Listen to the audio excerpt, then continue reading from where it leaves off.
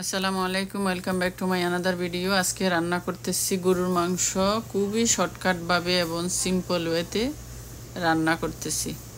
তো গরুর মাংস রান্না করার জন্য মাংসগুলোকে আমি প্রথমে ধুয়ে পানি ঝরিয়ে নিয়েছি। তারপর দিয়ে দিচ্ছি 2 টেবিল চামচ আদা বাটা, হাফ কাপ আস্ত রসুন, কাটা পেঁয়াজ দিয়ে দিচ্ছি 1.5 কাপ মতো।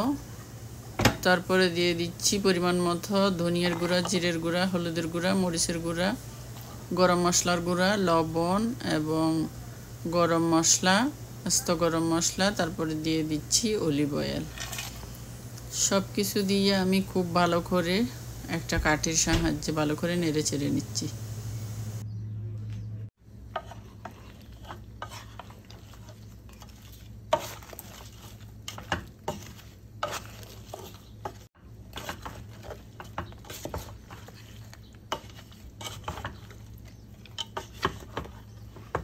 আরও কিছু পেঁয়াজ কুচি ছিল লাস্টে, এগুলো আমি দিয়ে দিচ্ছি এখানে।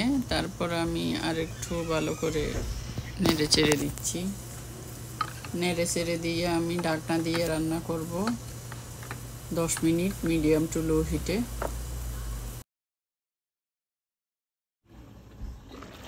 তো 10 মিনিট পরে এসে আমি আবারও খুব ভালো করে কষিয়ে নিচ্ছি মাংসগুলোকে।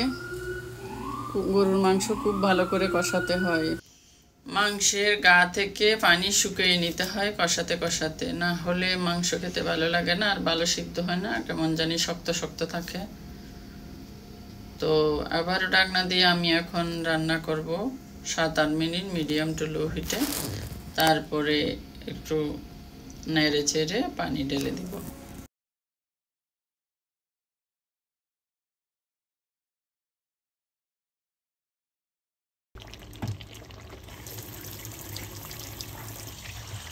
আমি এখন পানি ঢেলে দিচ্ছি, 1.5 কাপ পরিমাণ গরম পানি দিয়ে দিচ্ছি।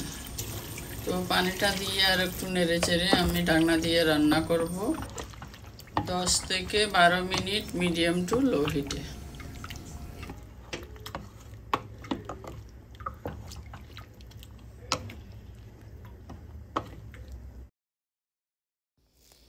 তো এখন আবারও ঢাকনাটা নিয়ে আমি একটু নেড়ে চেড়ে দিচ্ছি খুব ভালো করে। নেড়ে চেড়ে দিয়ে আর একটু জাল করব আমি 5-6 মিনিট মতো, আবারও ঢাকনা দিয়ে।